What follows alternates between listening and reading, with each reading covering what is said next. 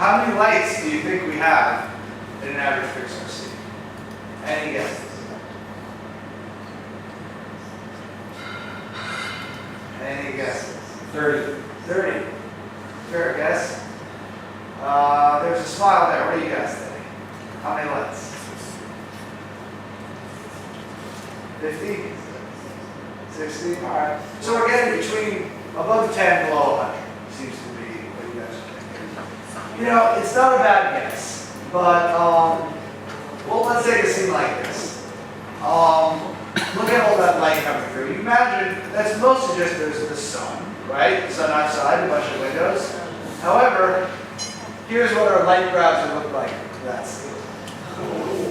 So it's, in general, the number for that shot is 182 and 300 components. And you think that's the only browser, that's more, and more, and more. So there's a number of reasons for that. Like I said earlier, each character has its own lighting rig, plus there's an environment rig. So there was a key light kind of per character potentially. So that this scene did have a lot of characters on it, but it is really hard to work with this. Here's what happened. Here's the simple wireframe for the scene. Here's what happens when we overlay the controls or the guides. How are you gonna work? So here's another view. Here's that scene from the outside. That's all the setup. So what we wanted to do on Monsters University was reduce complexity. So while this is a very powerful setup, I hope most of you agree that that Toy Story shot didn't look good. It's a lot of components in there, and it was really complicated to set up. So, how do we reduce complexity? The idea is, we worked with our lighting DP named Jean-Claude Kalausch, and he's not technical, but he's very good at lighting.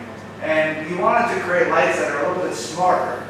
That is, wanting the experience to be more like being on a live set, where you have a camera and you have a bunch of, a couple key lights and rim lights, as well as bounce rods, and use more of the laws of physics to give you the lighting, rather than having to shape them yourself.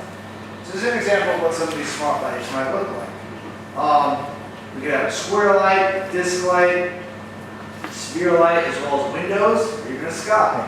You can see that the light really takes the specular reflection really takes the shape of the light, and the diffuse sort of responds to that accordingly. Similar thing with the windows in the sky. And here's a little video that shows you how they behave. So it looks like you actually have a real, light line there that is modulating the material and such. I know this is still just direct lighting, but what we end up doing is actually in our system. We're trying to obey the laws of physics much more. So all of our materials do what's called conserve energy, and we don't just use single point lights or single spotlights. Each of these shapes is approximated by many, many small lights, essentially. And it's a lot heavier, but it looks really good without as much work. Similarly, if you take a look at environment lights and skylights, you can get a lot of detail from just a single light. So before we had a single circle light, but take a look at that sky, and then in the case that window there, there's almost nothing else you need to do if you have a good environment light. So we started to move a lot more towards environment-based lighting. Again though, to be physically based, this was not just a texture map lookup darkened by occlusion. We'll get into this later. That environment light is approximated by potentially hundreds of small point lights. So it's a lot heavier to render with this physically based type of lighting, but it does look better up front. So that scene I showed you earlier in the Toy Story classroom, that's what the lighting setup looks like now for the guys. You have one key light, and each window is a rectangle light. And now what we're going to show you is that same scene, but this is an early test, so keep in mind there is no hair in this scene. We actually didn't have hair yet. So Here's a bunch of bulb kids in that, but as you can see, the lighting looks pretty good with just maybe 5 or 6 lights. So we want definitely to move towards this setup. So I want to explain a little more detail what I mean by this. What is global illumination? Now, it's a technique, it's a term we hear a lot, and at Pixar, it covers 2 different things: physically based rendering and diffuse bounce illumination. Oftentimes, when people say GI, they're talking about just bounce light, but physically based rendering is the other half, which is materials and lights that more closely obey the laws of physics and do what's called the importance sample, which we'll get to later. But in general, the global illumination means all illumination. But often people say GI, they just mean the diffuse bounce. So, let's take a look at what it means. So, how many people have heard of the term BRDF? I didn't expect you guys to know this term. So BRDF, you'll hear this if you read the rendering research a little bit more. It's, the BRDF is like diffuse or specular or reflection. It's a way material can interact with light. The point is, the light that enters the surface has to be greater than the light that leaves the surface, called conservation of energy. What I showed you guys earlier with all those components, do coloring and shaping and stuff, there was no laws of physics there. You could have a material that was brighter than the incoming light in the scene. So conservation of energy is a must for this kind of system. Another thing is to, oftentimes people think of as specular reflection and reflection as being something different from each other. It's not. Specular, really what we often consider specular in Maya itself, is just the reflection of the light. Rather, it should be the same thing as the reflection of the environment. We sort of have to unify how we sample direct specular and indirect. And same thing as diffuse and indirect diffuse. So here's a scene that is just direct lighting from the top. You see, it looks good. We have shadows, but it's very dark around the light source and where the box is facing away from the light. Whereas this is a real environment. When we add an indirect diffuse or color bleeding, look at all that nice bounce light we get in there. It looks a lot more real. And you can see green from the wall is bleeding onto the white from the box, and red from the other wall is bleeding onto the red from the other box. Now, in the past, Pixar might have taken those surfaces and created these rectangular fill lights for each one to get pretty much the same effect. And that is cheaper, but it's a whole lot easier to set up. Just have one light than to approximate all those rectangles where they are, especially if the scene starts to change. So rather than do that, we literally trace rays all over the place to get color bleeding from the wall onto the other side. Now you might think that's great, but one of the cool things about having that approximation is you can cheat, right? If you have a bunch of light sources for each wall, you can change the intensity of color bleeding on one versus the other just by changing the light intensity. It's a little harder to cheat when you're doing it all through the laws of physics. So that's cool. But we really wanted to cheat. We like cheating at Pixar. We like having all the control. So the good news is, yes, there are lots of ways to cheat it. This is an example of a really egregious cheat where we're getting red bounce illumination from the green wall and green bounce illumination from the red wall. We created lots of controls to say tint the color bleeding or tint it based on this area. So we actually kept all of those shapers and components we had, but rather than shaping physically incorrect lights, we now have them going on a better basis up front. So let's go over the types of light sources we have. The direct illumination we have are often things, so we have 2 types, direct and indirect. Direct, we mean is light that comes directly from an emissive source, like a light bulb or the sun. Indirect, we're talking about light that comes from other surfaces. And I'll show you what the contribution of each is. So here's a scene on Monsters University. where we're just lit from the sun. And you can see it's looks pretty good, but you also need indirect. Oh, so I think this is the final image, but the sun is an direct light source. Another example of a direct light source is practical lights, like this dance scene right here. All those are real lights. There's also open flames, like candles. Indirect is just objects in the ceiling. So in this case, the light is coming through the ceiling, but the floor is what's lighting up the characters there. That's an example of indirect light. So in global illumination, though, everything can potentially be a light, including characters. So Mike here is a light source. There's a disco ball right here. So now I'm going to show you what the breakdown is of the contribution of direct and indirect. Now it's worth noting, direct is much cheaper than indirect, but you do get a very cool effect with indirect. So here's the direct illumination of the sun onto this campus shot from Monsters University. Now watch as I add indirect. You see the lower side of the bridge gets a lot more real as the light on the river reflects up. More dramatic example, look at this room with Mike and Sully. See how the ceiling is pretty dark? As we add indirect, it really brings up this interior. So you can actually kind of tell, indirect is probably more important for interiors than exteriors. But here's another example where, again, the sun looks good, but the hallway in Monsters University there looks a little dark near that gate right there. Once we add indirect, that really brightens up and looks a lot more real. And note, a lot of that bounce light is actually coming from the vegetation as well. So let's talk about how we created this lighting in the new system. We created a paint system where we can actually paint textures for the light sources and get many of the complicated effects that required all those components and hard work in the previous system. So let's take a look at rectangle lights. So let's say we have this light right here.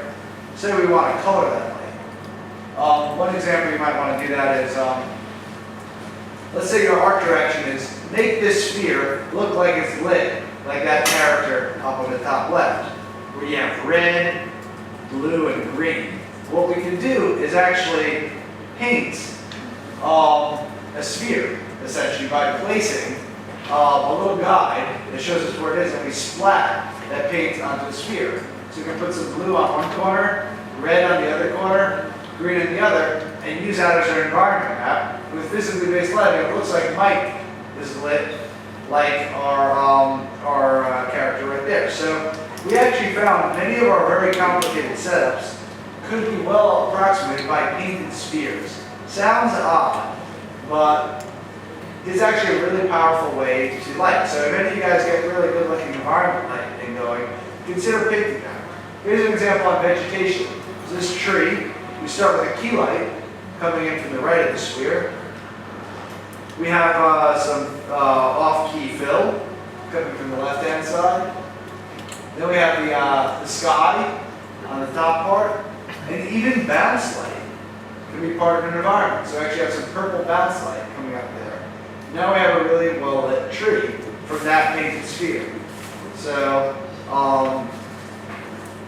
that's how we did actually quite a lot of our lighting. Now this next part, how we integrate it into the system, is a bit technical. So I am going to actually quickly skip through that side of the presentation a little bit.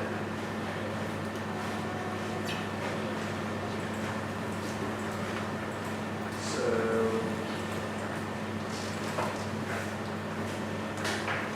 one second. Oh, actually, I have to open up a new presentation. So, I'm going to leave this slide up, and I think this is a good point to take a short break and ask some questions. So, given all this about GI, how we evolved over the years, how we've started with very simple techniques, added ray tracing, so on, where we are right now. Any questions on what we have so far?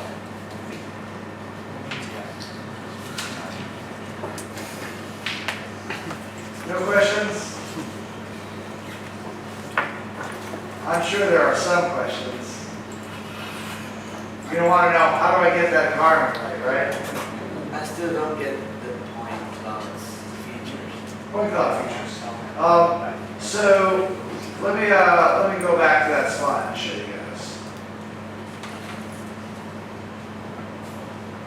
So I think it's probably easier to understand in terms of subsurface scattering. So that would be, go to this slide. There we go. So what I'm going to do is there a marker board in here, by any chance? Probably not. Anyway, let me get my mouse working, or I'll point. So, up here, this is what we start with. This is a single light shining on that teapot, and it's a diffuse teapot. So you can think of it as you drop your Lambert shader on in Maya, set it to white, and that's what you get, regular diffuse light. But what happens with subsurface scattering, if you look at the results, is even though we just had a little bit of light here, that shadow was black. That shadow is now filled in, because the light has actually passed through the object. It actually enters in one place and leaves somewhere else.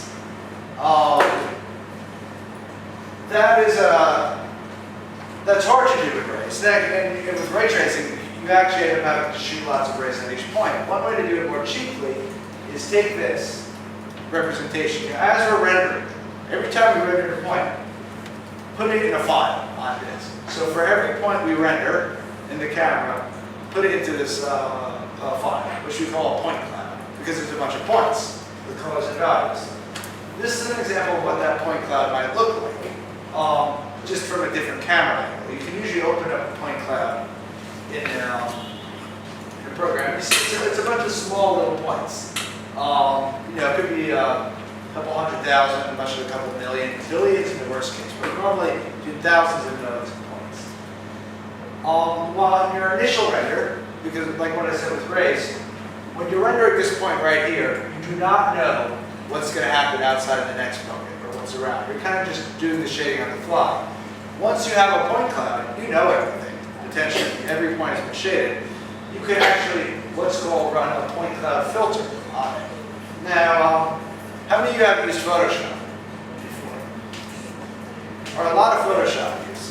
You guys familiar with Gaussian blur?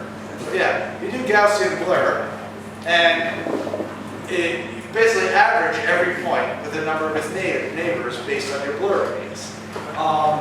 You essentially do the same thing here, but in 3D rather than 2D. So for each point, you consider in your blur radius old and nearby points, you average the values together. Usually you care more about closer points than farther points. And then you tint it based on a color. So it's like Gaussian blur that tints. And once you have that, it's in a new point cloud, which has all of your scattered points.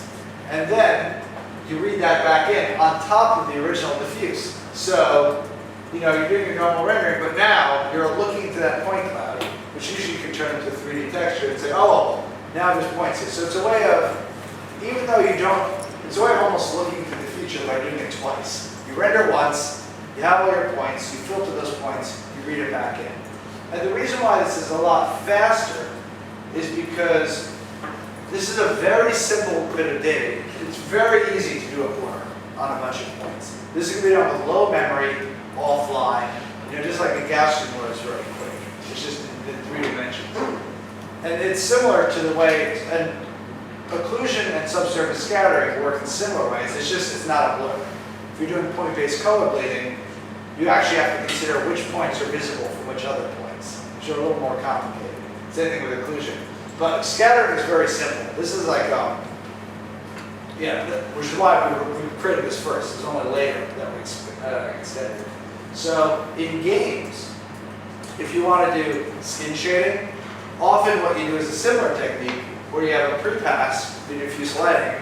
But games, you don't have point clouds. That's too much data to do in a game. So normally you just keep it in the image and you do exactly what I just told you, which is to do a 2D blur and then tint it and then average it back in. You have to do a little bit based on depth, and you know, to keep it on there. But that's called, I think, 2.5D or screen space subsurface scattering. So does that answer your question? Cool. So yeah, that's how we do that. Any other questions? So that was a long answer to a short question.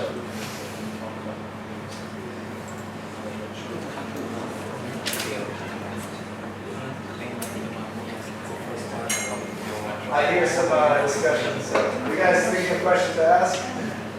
I just want to ask for cloning. Isn't there like right now game engine which is developing about cloning? Maybe. Because I think there's one in development, but they just showed some screenshot. They didn't like release it or something. It's done later. Yeah. So it can be done. Normally in games you just have to turn a texture into a point cloud just by considering pixels to be point positions. Usually it's a little less direct. The problem is this uses your graphics card has much less memory than your computer. I bet you know it whenever you guys have bought like a graphics card, it says how much video memory it has. Then there's another really critical difference. In RenderMan and other renderers, every time you read a texture, you don't read the whole thing into memory, you just read the pixels you need. And you only keep the most recently used ones in memory up to a small limit. And the graphics card, you can't talk back and forth to the main memory quickly to get high if you want good performance. So everything is in video memory. So the problem is you need to be creating these on the fly in video memory. And it will happen. We will get this, you know, in games. It's just everything takes a little longer. And I'm pretty sure there's been prototypes of it, which is I think what you're alluding to.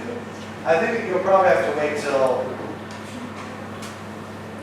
the latter half of PS4, maybe PS5. It's coming, you know, but it's gonna. But right now on PS3 hardware, no, it's more like next gen stuff. Might be able to just get rid of this. Yes, first one, Any other questions? All right. Well, let's move on then to second part of the talk. I think I actually have one more set of slides on this presentation. We're going to go over in a little more detail how rendering actually works.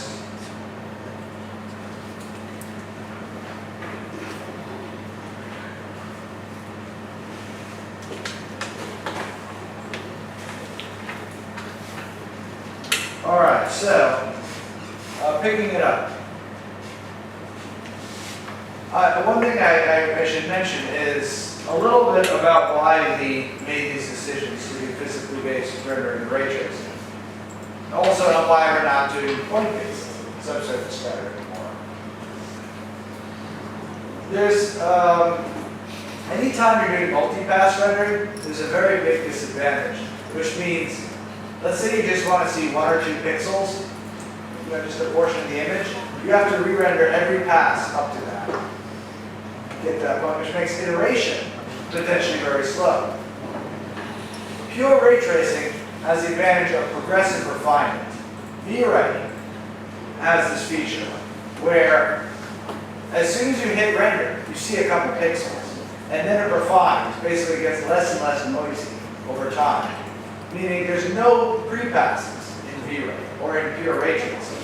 And that has a huge advantage because you're always seeing you know, results. You can cancel the render as soon as you can tell, oh, I forgot to do this, I forgot to do that. Passes are great, they allow very quick render times, but unfortunately they can actually slow the iteration. So we have decided, at least in Pixar, we almost always do single pass renders now using mostly ray tracing. Slowly raise some cameras. One of the ways we can optimize it is using what's called the radiosity cache. And I'm going to go over a little bit about how that works. So this set of slides you guys might find interesting because it sort of visually explains how rendering with ray tracing works in a little more detail. So first thing we do is do direct lighting, where we do shade everything with rays. And see how I have there the eye, that eye, oh yeah,